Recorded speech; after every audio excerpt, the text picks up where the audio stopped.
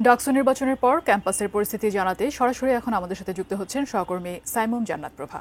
প্রভা, আপনি ক্যাম্পাসের পরিস্থিতি কি দেখছেন, আর সেখানকার সাধারণ শিক্ষার্থীরাই বা কি প্রতিক্রিয়া জানাচ্ছেন?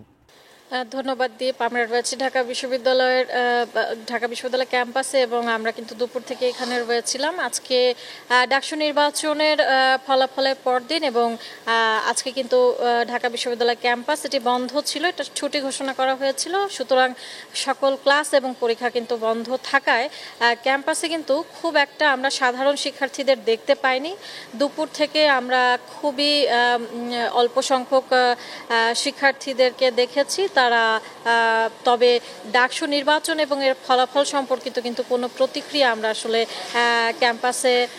ক্যাম্পাসে পাইনি। তবে আমরা দেখেছি যে একজন শিক্ষার্থী তিনি দুপুরবেলায় সিনেট ভবনে নির্বাচন কমিশন যে অফিস রয়েছে সেখানে উনি এসেছিলেন তার অভিযোগ জানাতে।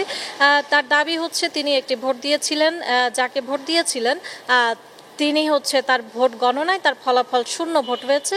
তিনি দাবি করছেন যে তিনি যদি একজনও ভোট দিয়ে থাকে সেই একটা ভোট কেন গণনা করা হলো না এবং সেটা ফলাফলে কেন আসলো না, তিনি সেটা জানার জন্য নির্বাচন কমিশন অফিসে এসেছিলেন এবং তিনি এসে সে অফিস বন্ধ পাওয়াতে তিনি আরেকটা অভিযোগ করেন যে ডাকসু নির্বাচনের ফলাফলের পরদিন কেন নির্বাচন কমিশন অফিস কোনো নোটিশ ছাড়া বন্ধ থাকবে। তিনি এ নিয়ে একটি ব্রিফিং কিন্তু করেন এবং আমরা সেখানে ছিলাম। এছাড়া মধুর ক্যান্টিনে আমরা দেখেছি যে মধুর ক্যান্টিনেও আমরা আসলে তেমন কোনো শিক্ষার্থীদের দেখা পাই নাই। এছাড়া বিজয়ী এবং পরাজিত দল কোনো দলেরই কিন্তু আমরা ক্যাম্পাসে তেমন কোনো কার্যক্রম কিন্তু আজকে লক্ষ্য করতে পারি নাই এবং তাদের আসলে কার্যক্রম ছিল না।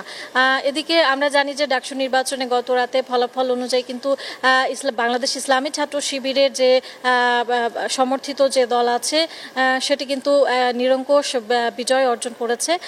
প্রধান যে 3টি পদ রয়েছে ভিপি, জিএস এবং এজিএস, এই 3টি পদেই ছাত্র শিবিরের একদম জয় জয়কার অবস্থা ছিল এবং তারা কিন্তু তবে এই বিজয় উপলক্ষে কিন্তু তারা ক্যাম্পাসে কোনো বিজয় র্যালি কিংবা আনন্দ মিছিল করতে কিন্তু না করার জন্য কিন্তু অনুরোধ করেন এবং তারা তাদের যে কর্মসূচি সেখানে তারা দোয়া মাহফিল এবং শহীদদের কবর জিয়ারত করার যে কর্মসূচি সেটা রেখেছেন।